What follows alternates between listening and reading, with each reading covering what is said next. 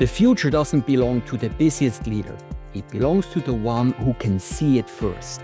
Welcome to The Vision Architect, a podcast how bold visions are created, communicated, and turned into reality. I'm your host, Simon Vetter. Welcome to another session of The Vision Architect. I look forward to having a conversation today with Marc Emmer. He's an expert on strategy and strategic planning. He has facilitated over 230 facilitation processes with companies. He's also a speaker for Vistage and many organizations, has written 2 books. One is called How Companies Decide What to Do Next and Intended Consequences, Design the Future You Wish to Create. Marc, welcome to the episode. I'm happy to have you.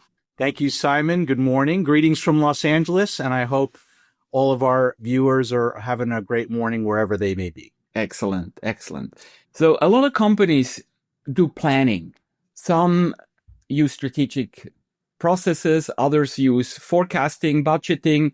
Can you help understand the work you do with the whole strategic planning process? What does it entail? Sure. Well, we focus on working with mid-market companies. And, I think of strategy really as a prioritization exercise because most companies could do anything, but they can't do everything. So it's really about focusing your resources on the markets where you think you can win and also kind of balancing an understanding of the external market dynamics and the internal capability building so you can match your capabilities with the market opportunities you want to exploit. Yeah. You work with a lot of CEOs on the strategy. What do companies miss when it comes to strategic planning? And what is a reason that kind of makes the whole process fail? It's a great question. I think strategy goes badly when the CEO, summons his or her team to some strategy offsite and there's little or no preparation in advance. Sometimes people haven't seen an agenda. They show up in a meeting and, they have great conversations about where they're trying to go, but they don't leave with anything real actionable. And then they go out that night and drink too much expensive red wine and bourbon. And the following morning, there's a lot of regret, not just because of the bourbon, but because nobody knows what decisions they made. So I think the failure is a lack of preparation in advance and a lack of follow through after. Yeah. So it's a whole process from beginning to end. Who needs to be at the table for strategy sessions? The group dynamics are such that I think the ideal number is maybe 8 to 12 people. It's not 3 and it's not 30, but I would also say there's 2 criteria that we always use. It's who are the people you trust and who are the people who can think strategically. Right. So I think that what a lot of CEOs will do, they'll say, well, Johnny's a director of X and Jane's a director of Y. So if I bring Johnny, I have to bring Jane. And I don't get caught up in all of that. So I think you invite the people that you think can make an impact in the meeting, in the process. So the 2 factors is the CEO has to trust them. There's a level of connection and unification, but also they need to be able to think strategically. Sometimes when leadership teams are not on the same page, how do you help them come together to really support each other, listen to each other, challenge each other in an effective way? Because I think sometimes I feel like that is a foundation for good strategy discussions. And I'd say more problematic since the pandemic, right? Because what's happened now is we have more distributed workforces. And like in the employee engagement surveys that we often do, a common problem that almost every company has is we ask this question, is there good communication, across departments? And the answer is always no. So really being thoughtful about it's not only how you meet, but it's how you communicate, right? And what information is shared and how do you share it? Like, so for example, before the pandemic, everyone was using email. Now we're using work threads. And, if you're not using threads to communicate, then people don't feel like they're in the know, so I think you have to really be intentional about having not only setting, your goals and objectives and having that cascade down and throughout the organization, but also having like a corporate communications function where it's not good enough just to have like a town hall meeting every quarter. You have to be much more thoughtful about making sure people are engaged in a weekly basis about the information that will impact their work. So strategy is about winning in the marketplace, create a market position, and also create a competitive advantage. What do you see are some ways for companies to create that unique market position, that edge in the market? Well, it always starts with data, right? I mean, you have to be studying your market. So I think, unfortunately, a lot of small and medium-sized companies, their strategy looks like a 9-year-old soccer game. We're just kind of running to the ball, and they're taking care of today's work and not really taking the time to do thorough market studies and do the addressable market studies and diving into their competition and understanding where they're going and really being thoughtful about carving out a niche. I do a lot of public speaking, and one thing that I always focus on with small and medium-sized businesses, or we could just call it private businesses, is they really should not be so romanced by going after the largest addressable market. There's that old saying that there's riches in the niches. So I think for private companies, it's very often finding a niche that's underserved that won't attract so much public competition and doubling down there as opposed to trying to be everything to everybody. Yeah, be very clear about who is your ideal client and how you best serve them. Yeah. And I would say typically sales and marketing teams define that too broadly. Can you give an example? Well, if I go into a new client prospect and, the CEOs always tell me, I think my team's clear about who the prospects are. And I pull a kimono back and I'll ask, well, who's your customer target? We're in real estate. What kind of real estate? Commercial real estate. Still too broad. There's like 10 asset classes within commercial real estate. So I'm wanting to know which one of those niches can you achieve and sustain market leadership? And that's usually narrowing the focus as opposed to being so expansive. Yeah, makes sense. You said you do a lot of offsites.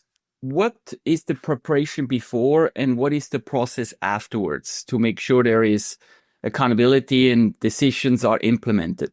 Well, I'll tell you how we do it, but I would also say I think every company needs to find their own strategic planning process and cycle and rhythm. And it really depends on your culture and your leadership team and the industry you're in and size of your management team. There's, a lot of variables there. But as a best practice, so typically when we engage with a client, we might spend 6 or 7 weeks preparing for a strategy offsite. I'll interview the management team and then we'll work usually in working groups. We usually have 3 or 4 working groups that are focusing on things like doing the market studies and the business development and understanding the capability that a company might need to build out. Capability might be a technology. It might be expanding their capacity in their manufacturing facility. It might be automation. It could be lots of things. And then there's usually some dive into culture and human capital. Sometimes we launch employee engagement surveys, as I mentioned, just to get voice of the employee. Maybe you're doing a voice of the customer study. I mean, there's a lot of data inputs that you could seek out. And what we're trying to do, before a strategy meeting is prepare the leadership team to even have a strategy conversation that's based on data so that they can make informed decisions. So I really think you have to, set your pre-work in a very, very thoughtful way. And, I would say CEOs are always quite concerned that they might overwhelm their team with preparation, but that's because they're, busy chasing the soccer ball. So, I think that you have to be mindful of that, but also make the investment. And then the other part of your question was after the strategy session. After a strategy session, that's when we want to, publicize internally the strategy. And of course, in a way that meets whatever your level of confidentiality is, but in some way communicate out to the business what our intentions are, and then cascade goals down and throughout. And then after that is when you can be doing your budgeting and your KPIs and your performance management, your incentive plan. So I think it's really critical. Like my message to the world is that you think about strategy like it's a cycle and not an event. So strategy is not a meeting. It's a series of activities that a management team facilitates during the course of a year, and they treat it like an annual cycle. And when you do that, it's like compound interest. You build a better business this year, and next year you build the one you did this year. What is a typical follow-up? How often and in what cadence? Well, when we do it, it might be 3 times a year, like more like a quarterly cadence, sometimes a monthly cadence. But I think regardless of a company is self-facilitating themselves or they're using a consultant, you need to create a rhythm to it, because honestly, the biggest barrier to strategy is not information or even having the right people. It's fighting the mediocrity that is created by everyone being so distracted by their day-to-day work that they use time as this silly rationalization that they don't have time for strategy. Sometimes I like to draw this circle and reflect on this Stephen Coveyism. He used to say, imagine there was a circle and, part of the time you're spend planning and part of the time you spend reacting. The proportion of time that you spend planning will really inform on how successful a company you are. And the greater the proportion planning, the smaller the circle. In other words, we waste our time when we're reacting. That's when we have our defects and our safety events, and we don't take care of our customers and our employees. So if you were a $50 million company with 100 employees, and you have maybe eight managers involved in a strategy process. So imagine that you ask your managers to spend 200 hours collectively during the year doing that stuff. That 100 employee company, if their employees work 2,000 hours a year, that's 200,000 labor hours. So should you spend 200 hours a year as a management team figuring out how you're going to deploy your 200,000 labor hours? And when I draw this circle, people just feel inadequate and silly because they realize how little planning they're doing. Yeah. I often ask executives, how much time do you spend a week on strategy? And most people spend maybe 1 or 2 or 3 hours, which is not a lot. To your point, we have a lot of items to cover, but we are not really strategic. And as a CEO, that's what you're paid to do. Set the strategy for the organization. I would be happy with 1 or 2, 3 hours a week being thoughtful, being in deep thought, not even doing strategy. But, I think most executives don't even plan the following week. They kind of show up Monday morning and they get in their inbox and then they're just reacting all week long. So I think the best executives, are much more thoughtful about not only the long range strategy, but having their one-on-ones with their managers, delegating, and managing their own work in their own time, which is, part art and part science. You said about deep thought. And in our busy world, we get distracted. There's so much going on, which doesn't allow us to have deep thought. What ideas do you have to busy executives to protect that time? And then how do you advise them to use that time for deep thought? I'm thinking of the documentary with Bill Gates where they show him, off on some island with like 11 books and just taking a whole weekend. But I think, a lot of us are, we have families and kids and that might not be so easy. But I think it is carving out time for yourself. And when people say, well, I'm just not even getting through my work on a weekly basis, I tell them, well, what you should do is maybe you have 2 or 3 hours a week that are your time that you're going to dive in your projects or do whatever thinking you need to do. And you close the door and you put a sign on it and you turn the phone off and you shut the email down and you announce to your team that when I'm in hibernation mode, I'm not to be bothered unless something is burning. And just find 2 or 3 hours like that a week and you will be very productive. When I was working in a larger companies and in more of a corporate environment, I always made sure I was first in the office. And I just had that 1 hour in the morning. I just needed 1 hour to have for myself. And that's something that just has made me a much more productive person. Yeah. What do you advise a CEO if he only has a couple hours in a quarter. How would you advise this person to use time for strategy? Well, I would say, strategy looks very different if you have 10 employees than if you have 100 or 1,000, right? So I think your question is geared more towards the maybe entrepreneur with 10 employees and they don't have a director of this and a VP of that. And for them, it's just finding space and time every month or every quarter for things where you'll get no ROI for 2 or 3 years, and forcing your team to have those meetings, those discussions. It's a side project that you keep separate from everything else that you're doing, and you're willing to make those investments. But honestly, I think if you have 100 employees or 1,000 employees, there's no rational reason not to be able to spend more time than that. I think it's the smaller companies that feel like they have no time at all because usually the entrepreneurs are wearing 5 hats. Yeah. You work with companies have different ownership models. You work with privately held PE companies.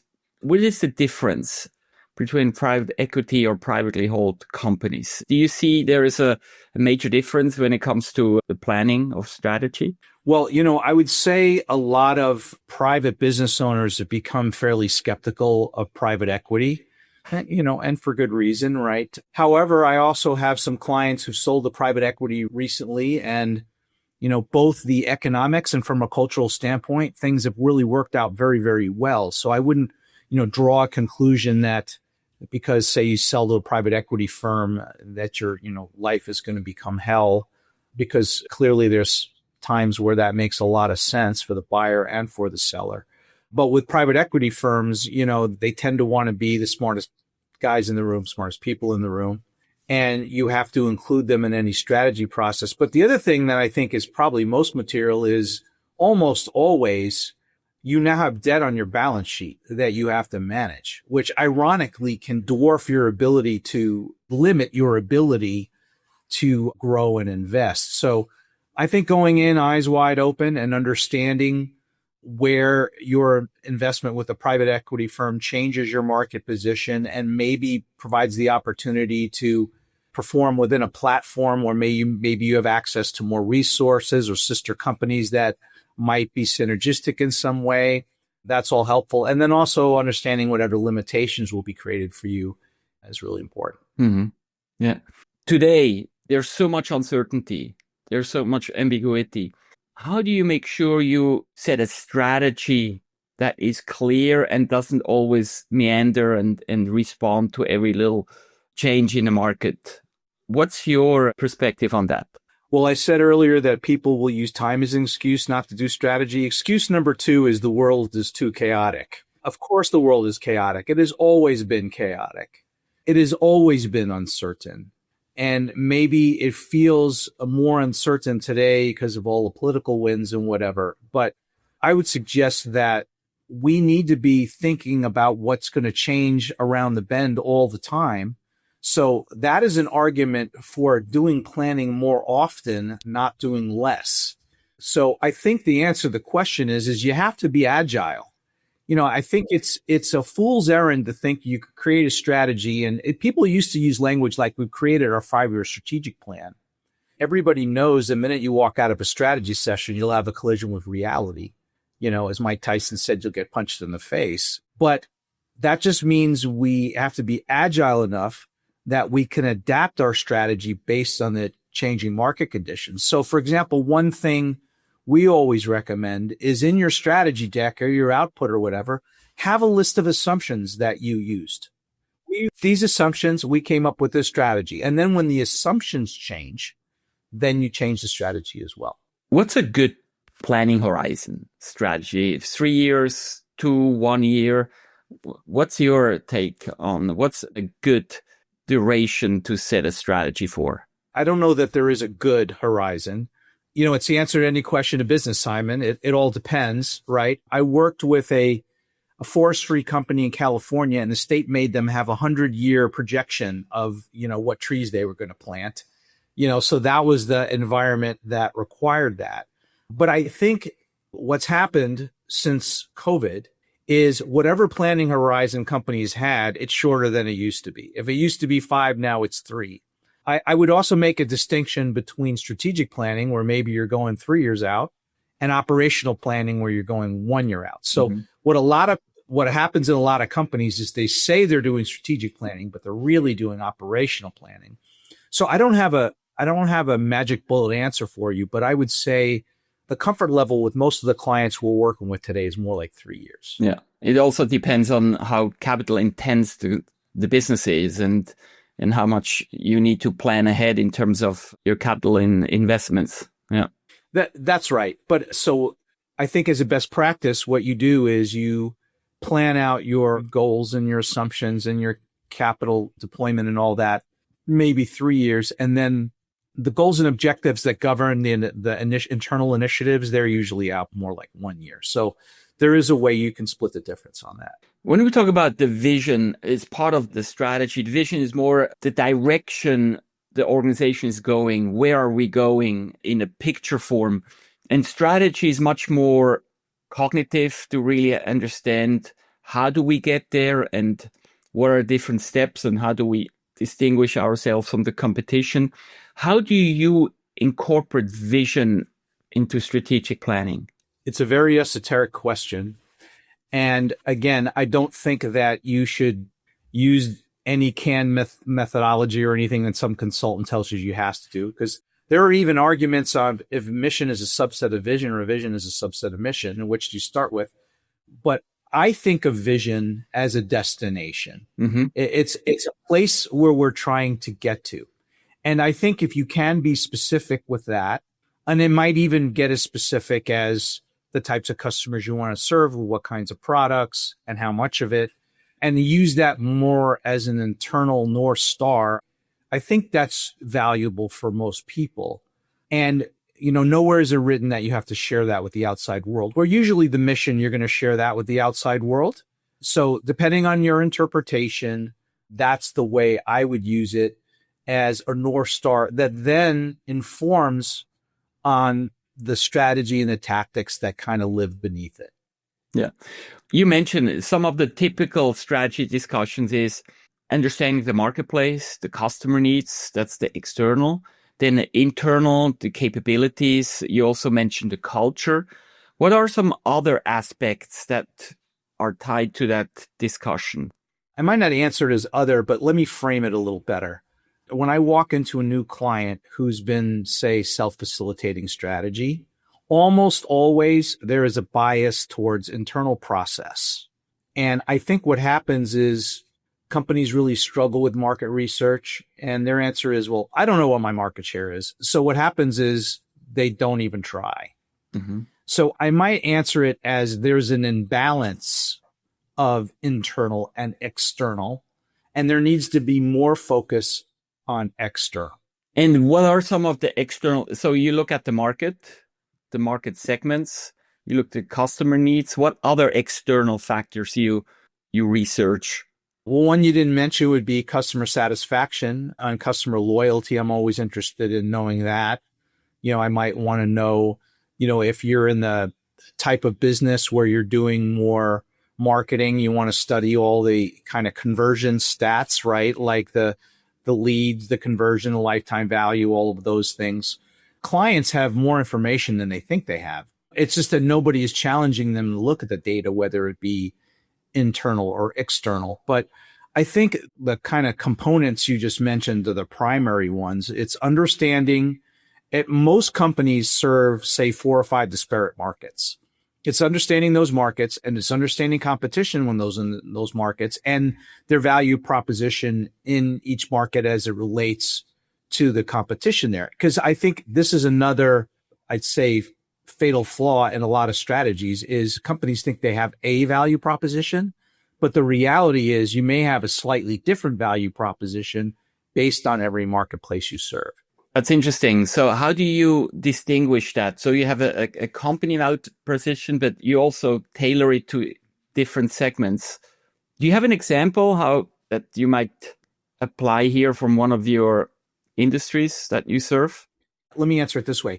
I think as companies are evaluating which segments they want to participate in, they need to find common core competencies that they can replicate in multiple like market verticals or market segments. But in each one, you could have different competitors that may have different capabilities. Maybe, say, for example, if it were in a manufacturing environment and, everybody wants kind of just in time kind of delivery. If you're operating a manufacturing plant in, Florida and you have another in Kentucky and your competitors are in Texas, then, you have an advantage in terms of freight and just in time. So for those customers in that part of the country. So you might approach them differently, where if it were a customer in California, you might have to think about it differently. Maybe we need forward distribution. Maybe we need, to manage our sales differently. Maybe we need to create a different promise for customers in that part of the country. So there's a lot of variables there that would be hard for me to answer in a few minutes. You have an advisory consulting company. How do you apply your own process to your own company? We're always reinventing here. And I would say that, some of your earlier questions are really pertinent for us right now, because I mentioned it earlier. I think the biggest problem with strategy today, it's not data, it's not people, it's any of that. It's just getting people to focus. I think it's getting very, very difficult to get people to focus on anything because our attention span has become so short. So our offerings have to be very nimble, very adaptable. Sometimes we have to chunk them down so people can manage one thing at a time. And, there's been a lot of peaks and valleys over the last number of months with the war and so on, as people have been freezing in place. So I think today, whenever you're in front of a customer or client in almost any industry, you need to be able to communicate a level of certainty and comfort that you can help get them to wherever they're trying to go. So I would say we're applying deep thought in our own environment by trying to make our offering more accessible and agile. So I'm in the leadership development field, and I remember 15, 20 years ago, companies, they do like 4 or 5 day leadership programs. Nobody does that anymore. Maybe now maximum it's 2 days, maybe 1 day, or people do half-day leadership sessions. How long are your sessions in average? Half day, 1 day, 2 days? Yeah. Our strategy sessions are usually 2 days with a mid-market company. Maybe with a smaller company, it's more a day and a half. But the way we organize our meetings is the front half or 2/3 is just absorbing information. We are understanding the canvas we have. And then the last quarter or a third is figuring what we're going to do about it. So you really need to have time to do both of those things well. And in my experience, a half day or a day isn't enough. Maybe if you do more pre-work, maybe it's possible to shave the time. But yeah, I would say large public companies, their strategy offsite might be 5 days long. It is exhausting. Even 2 days is exhausting. So I would advise against anything that long, but that has certainly been the case in the past. As you said, preparation is key, and you also have to have access to really good quality data. How do you help companies distinguish what data is really important and what data is less important? Because now companies have access to so much data. How do you help to distinguish? Well, that's a little bit of a loaded question. Again, it all depends. But the type of information we're usually, we've talked a lot about the external information. The internal information, we're going to be reviewing the financial statements and trying to understand the financial health. One thing we're always doing is financial projections. And like an example would be, not only focus on the revenue and the gross margin growth, but I want to know what SG&A is going to look like for the next 5 years, because those are a lot of the non-capital investments we're going to be able to make in terms of what kind of people we're going to be able to hire and that kind of thing. I'm always looking at the concentration, whether it be sector concentration risk or customer sector concentration risk. So that's as simple as pulling an internal report and seeing, how many customers we have and what percentage of our volume is that. Sometimes we do a matrix and we say, show me your product categories on one axis and show me your top customers on another, and all your top customers participating in all your product categories.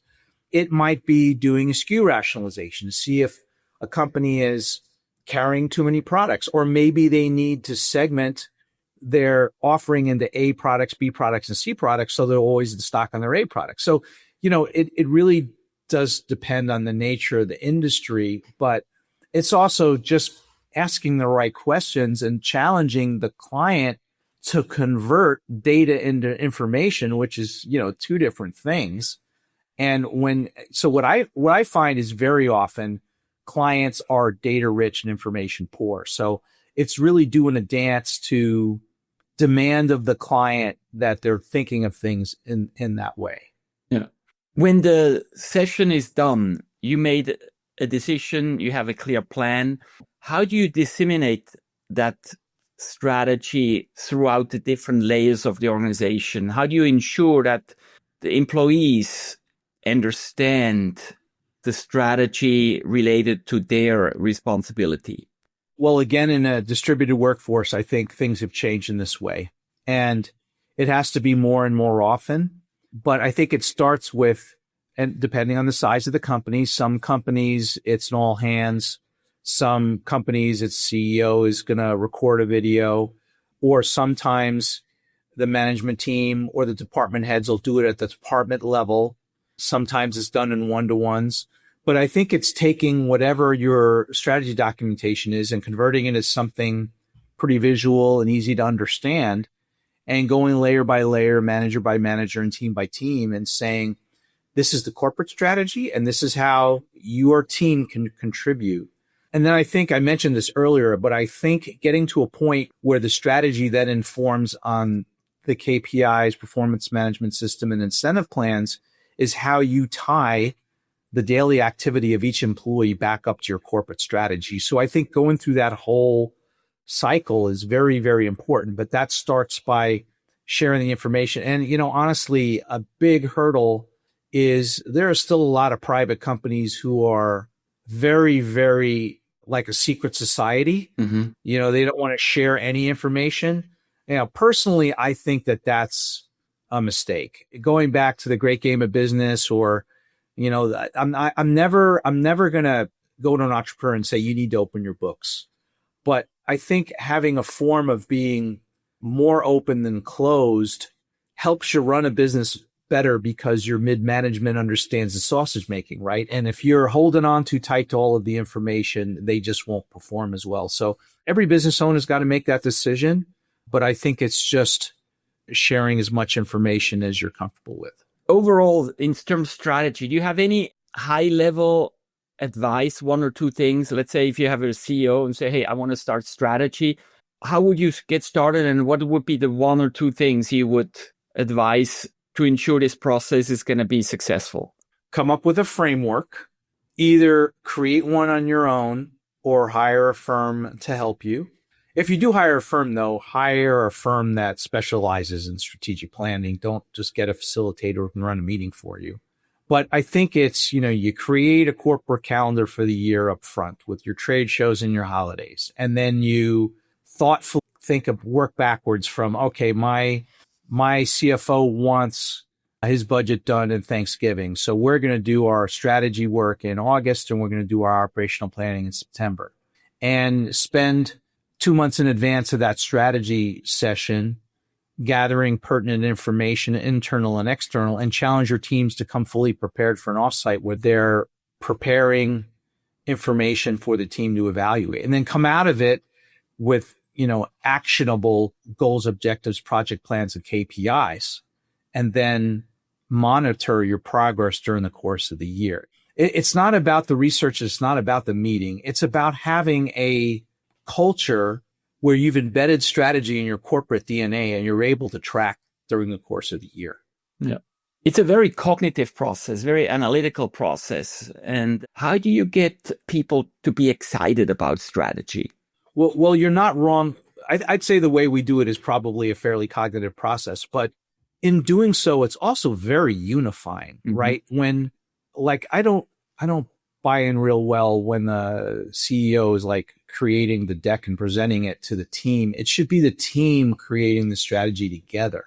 And when a team does strategy work together and there's buy-in, what happens is maybe the CFO stops questioning the motives of the sales team. And maybe the sales and marketing team are working better in concert because we agreed on who the targets are.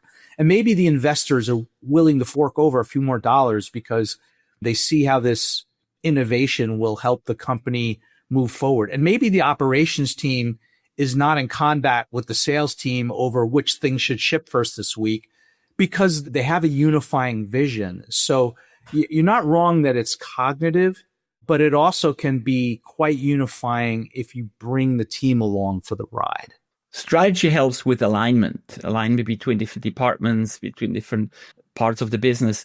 And alignment is kind of soft. What does good alignment look like inside an organization? I think my last answer hopefully addressed that, but I would say that I think what it looks like is when people feel the goals are common goals. So we don't have so many silos and people like looking out for themselves. Say you have a receivables problem, is that the accounting team's problem or is that the sales team problem? I would say it's sales and accounting and executive leadership team's problem, right? So that might not be that strategic unless, managing your cash operating cycle was a key initiative or something, right? But the point is that when you start with strategy as a kind of unifying mechanism, maybe you bring people together in a way that they're thinking less about themselves and they're thinking more about the team, because there's not only alignment on the corporate strategy, but there's alignment on the goals. And like I said, I don't want to overplay this card, but even down to the incentive level, everybody's swimming in the same direction because, we're all in it to win it. Before we finish, is there anything you like to leave the listener that is important for them about strategy? Probably more to summarize something that we already discussed, that do not let time and uncertainty be an excuse. Be thoughtful about creating a calendar and a framework. Set expectations with your team that we're going to do this together and we're going to invest the time. And if you get stuck in your day-to-day work, then maybe you shouldn't have a seat at the table. And then once you come out of your strategy session, communicate very clearly and help each employee see how their role contributes to the greater good. And if you can do those things regularly every year, you will be a better company. Wonderful. It sounds easy, but when you really have to do the work, it's much more challenging to do the work. And I think having someone facilitating and being there to lead the process is very helpful. Yeah. Excellent. We think so too. Thank you for that. I can definitely see the value you bring to organizations because it's a complex process. And so thank you very much, Marc. This has been very interesting, very insightful. Where can we find you? Well, you can find me on LinkedIn, YouTube, and our website is optimizeinc.net. Wonderful. Marc, I really appreciate it. Thank you so much for our time today. Thank you. It was a pleasure. Be well. Thank you for listening. I am Simon Vetter, and you have been listening to The Vision Architect. If this episode sparked new ideas, share it with someone you care. Until next time, keep imagining the future you want to create and start building it.